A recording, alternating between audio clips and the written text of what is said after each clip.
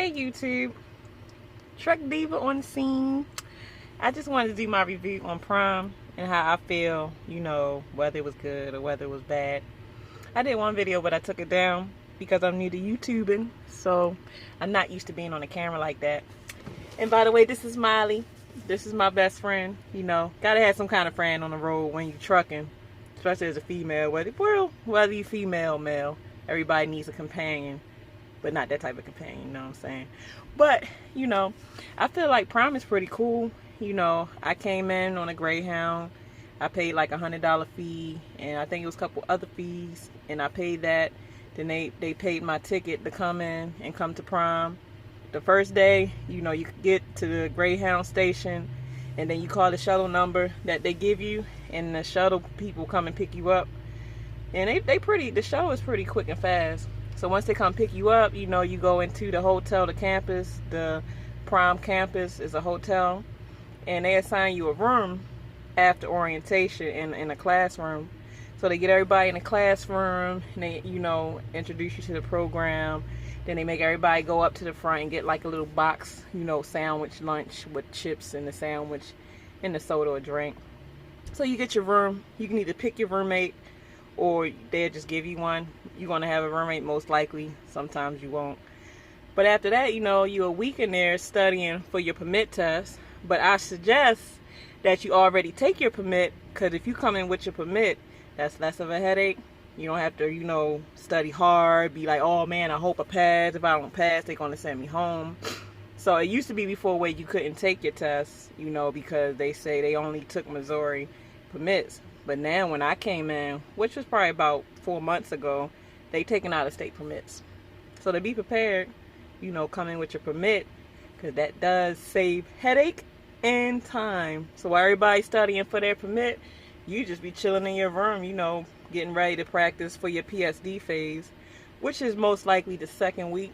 The second week is when, if you got accepted into the night class, which I did. They have certain criteria where they accept you into the night class, meaning you don't have to go over the road and do 10,000 miles with an instructor.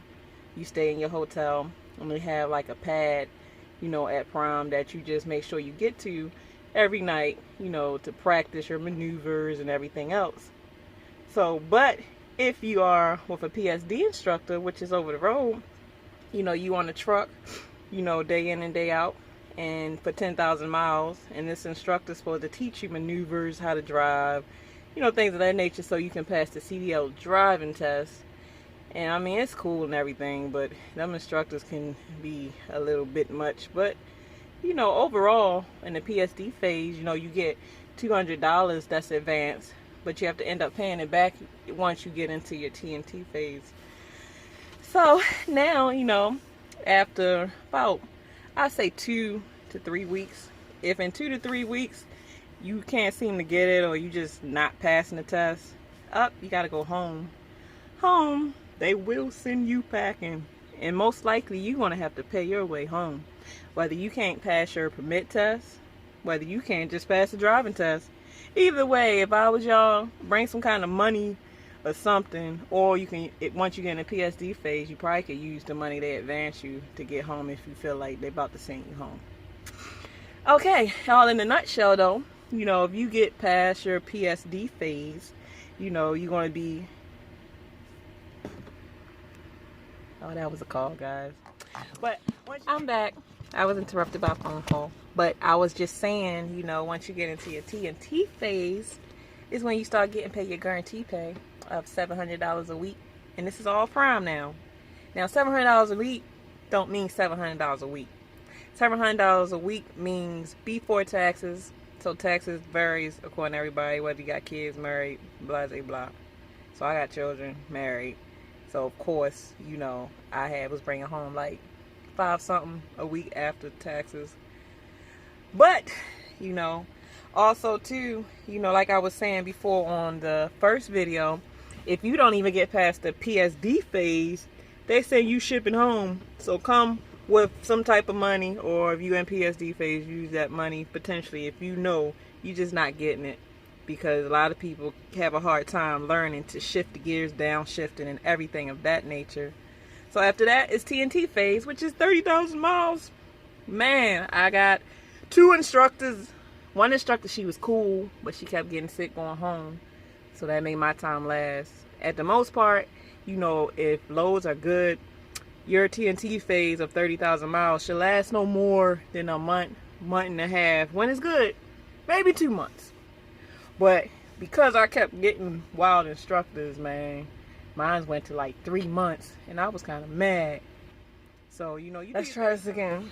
Just because when you get in the TNT phase, just because you get a bad instructor don't mean that Prime as a company is bad. That's why you have an option to interview your trainers that you get. You don't just have to go with any trainer. I keep getting phone calls out there. You ain't stopping my videos. But you don't have to go with every trainer that come your way. Ask questions like, hey, do you shower every other day? Because most likely when you out there, even just as trucking, every other day is pretty, you know, average to what you're going to do for showers, which can suck. So,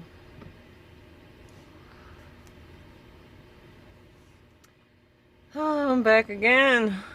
God dang, whoever called me need to just wait until I finish this video. I'm trying to help you guys out.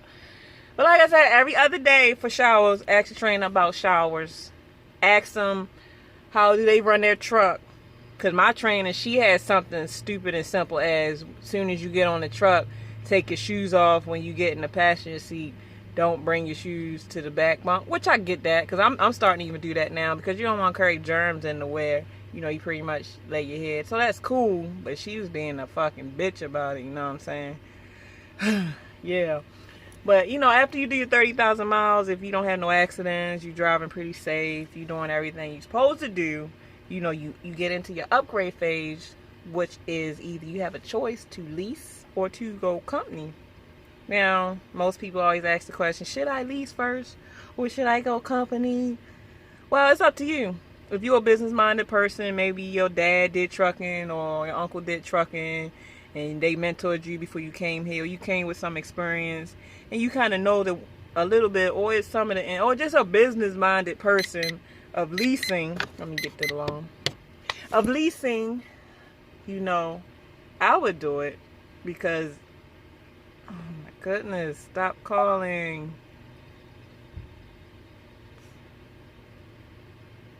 All right, let's try. Okay. All right, of leasing. So, you know, they pretty much, I'm not going to say they guide you, because you just got to ask around. If you want to lease, you got to be on your grind. You hear me? And when I say grind, you have to ask questions. You have to retain information. You have to be ready to hit the ground running. Because if you don't hit that ground running, you can really fail as a leaser. If you don't do good with your budget, your numbers, the law, just knowing the industry. You know, eventually, for the most part, anybody can drive a truck, but anybody don't have a business mind to run a business successfully. So if you do go lease, remember, you are not an employee. You are supposed to be a boss. So act like a boss. Once again. Alright, about to do this again. I'm going to have clips out of this world, so I don't have to just clip all this together.